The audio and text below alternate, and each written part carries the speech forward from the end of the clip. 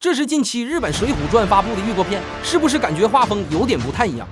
改编自北方千三基于施耐庵同名小说创作的《水浒传》，有人说这是魔改，有人说这是颠覆，不知道你们看了是什么感觉？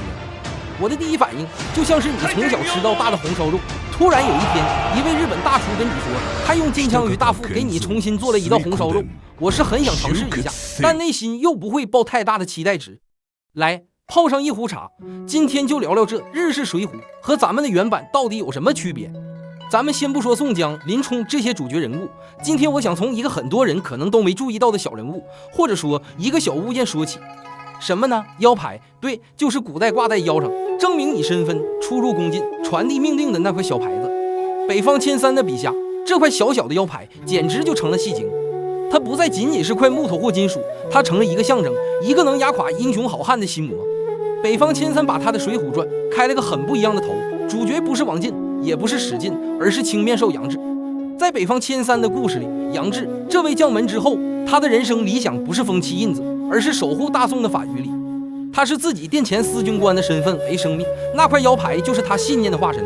结果呢，丢了花石纲，这块腰牌被收回了，这一下要了他的命了。原著里，杨志丢官、卖刀、杀了牛二，上了梁山，更像是一个点儿背的精英，一步步被逼上梁山。但在北方千三，这杨志的堕落是从信念崩塌开始的。他卖刀不是因为穷，而是一种自暴自弃的仪式感，相当于说我连祖传的宝刀都不要了，我还有什么可在乎的？你看，就这么一个小小的切入点，整个故事的味儿就全变了。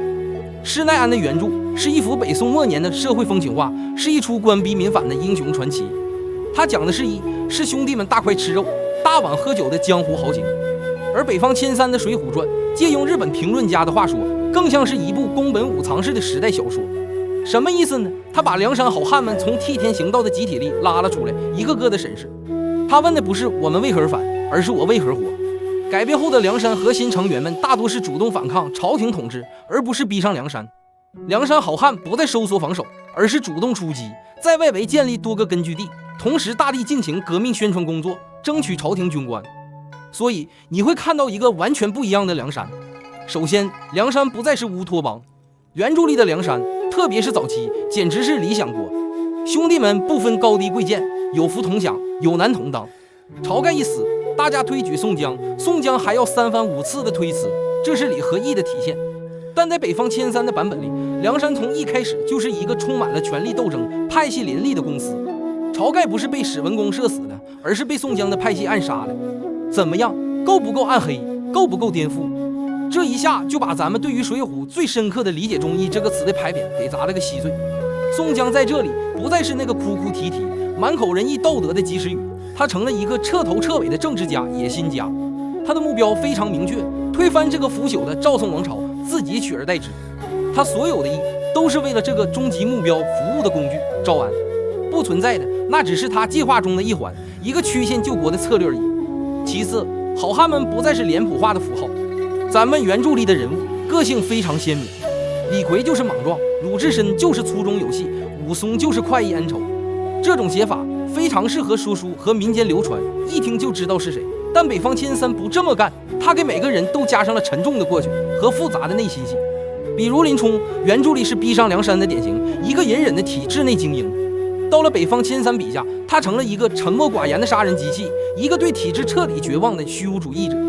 他上梁山不是为了复仇，也不是为了等招安，他只是想找个地方安静的了结自己的人生。还有武松，打虎英雄，在北方千三的笔下，他更像一头孤独的野兽。他与哥哥武大郎之间的感情不再是简单的兄弟情深，而是掺杂着一种对平凡温暖家庭的嫉妒与渴望。他杀嫂继兄，更像是一种对这种渴望被毁灭后的爆裂反噬。甚至北方千三还加入了一个贯穿全书的原创人物——呼延灼的妹妹呼延龄。她是一个记录者，一个旁观者，用女性的视角去观察这群打打杀杀的男人们，为这个充满荷尔蒙的故事增添了一抹别样的色彩。最后，故事的结局从悲剧变成了史诗。原著《水浒传》的后半段争锋了，好汉们死伤惨重，这是一个悲剧式的结局，充满了鸟尽弓藏、兔死狗烹的宿命感。宋江毒死了李逵，最后自己也喝下了毒酒，吴用和花荣也随其而去，体现了梁山好汉在忠义、命运和现实政治夹缝中的悲剧性抉择。而北方千山的结局呢？梁山军最终与童贯率领的朝廷大军决战。注意，不是争锋啊，是直接和朝廷硬碰硬。这一战打得天昏地暗，日月无光。最终，梁山军几乎全军覆没，宋江选择了自杀殉难。但故事并没在梁山失败时就画上句号，而是开启了新的篇章。杨令传将替天行道的理想传承下去。怎么样？这个脑洞是不是有点大？北方千山在访谈中就提到过，他的《大水浒传》系列寄托了他年轻时反抗腐朽体制、建立新国家的理想。所以他改编的《水浒传》的结局是革命失败，领袖殉难，根据地陷落。但其精神通过后续的《杨令传》《岳飞传》等作品得以延续，体现了一种前赴后继的革命浪漫主义色彩，与原著的招安悲剧形成了鲜明对比。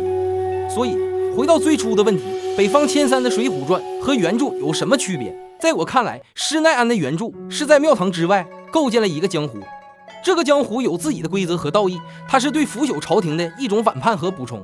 而北方千山则是彻底砸碎了庙堂与江湖的边界，他告诉你，所谓的江湖不过是政治的另一种延续，所谓的义在绝对的权力和生存面前脆弱的不堪一击。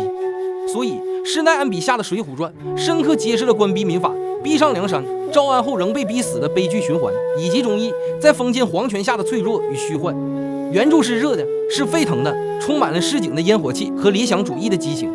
北方千山的版本是冷的，是坚硬的，像一块在寒风中矗立了千年的石头，上面刻满了人性的挣扎和历史的残酷。一个问的是我们为何惧一，另一个问的是人究竟该如何活下去。当大家看到日本《水浒传》的预告片时，我们可以把它看作是一次有趣的文化再创作，它就像一面镜子，照见了我们熟悉的英雄好汉们不为人知的另一面。好了，关于日本《水浒传》，今天就先和大家聊到这儿。当然，这只是我的一家之言，原著的经典地位无可撼动，而北方千山的改编也确实提供了一个全新的、充满思辨性的视角。至于最终翻拍的如何，那就等上映了再吐槽吧。今天的问题是，在你心中，梁山好汉们的结局是接受招安、为国尽忠而以悲剧结尾更让你意难平，还是与腐朽的朝廷战斗至最后一刻更符合你的期待呢？欢迎把你的想法打在评论区，咱们一起聊聊。如果你喜欢这期内容，觉得我这番胡说八道还有点意思，别忘了点赞、收藏、加关注，你们的支持就是我继续的动力。感谢各位，咱们下期再见。